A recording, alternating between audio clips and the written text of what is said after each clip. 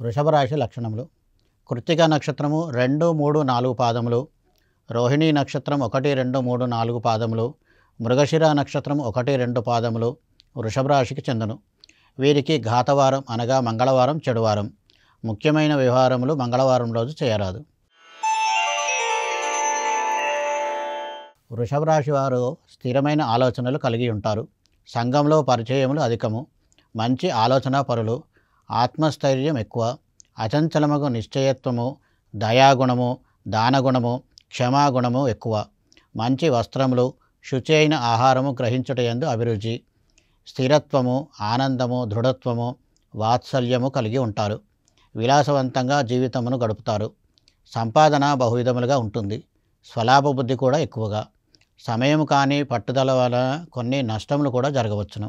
వృషభ రాశి వారికి ఫలితములు.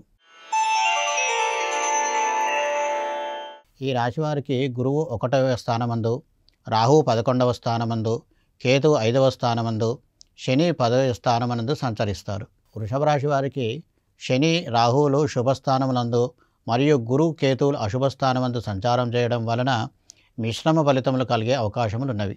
శని, రాహువులు శుభస్థాన సంచారం చేయడం వల్ల మనోల్లాసము, పుణ్యకార్యములు చేయుట, ఉద్యోగ వ్యాపారములందు అభివృద్ధి ఉంటుంది. భూ, గృహ వ్యాపారాదులలో అనుకూలంగా ఉంటుంది. నూతన వస్తువుల కొనుగోలు చేస్తారు. బంధుమిత్రులను కలుసుకుంటారు. విందులు, వినోదములలో పాల్గొంటారు. రాజకీయ వ్యవహారముల యందు అనుకూలంగా ఉంటుంది. ఆరోగ్యపరంగా బాగుంటుంది. తీర్థయాత్రలు చేసే అవకాశం ఉంది. అయితే గురువు, కేతువుల అశుభస్థాన సంచారం వలన వృధా ఖర్చులు పెరుగుతాయి. మానసిక ఆందోళన అధికమవుతుంది. ఇంటి యందు వ్యతిరేకతలు అధికమయ్యే సూచనలు ఉన్నాయి. బంధుమిత్రుల మూలకంగా అపవాదులు జరిగే సూచనలు ఉన్నాయి.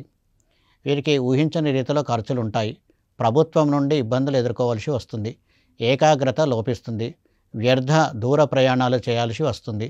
ఉత్సాహం నశిస్తుంది. బంధుమిత్రులతో విరోధం ఏర్పడుతుంది. వృషభ రాశి వారికి పరిహారములు. ప్రతి గురువారము నవగ్రహాలకు 16 ప్రదక్షిణాలు చేయడం మంచిది. అలాగే దత్తాత్రేయ స్వామి ఆరాధన కూడా మేలు కలిగిస్తుంది. నిత్యము ఆదిత్య హృదయ స్తోత్ర పారాయణము, శనికి జప తపాదులు, శ్రీ విష్ణు సహస్రనామ స్తోత్ర పారాయణం చేసుకోవడము శ్రేయస్కరం. వృషభ రాశి వారు వజ్రమును, కృత్తికా నక్షత్రం వారు కెంపును, రోహిణీ నక్షత్రం వారు ముత్యమును, మృగశిర నక్షత్రం వారు పగడమును ధరించడం మంచిది.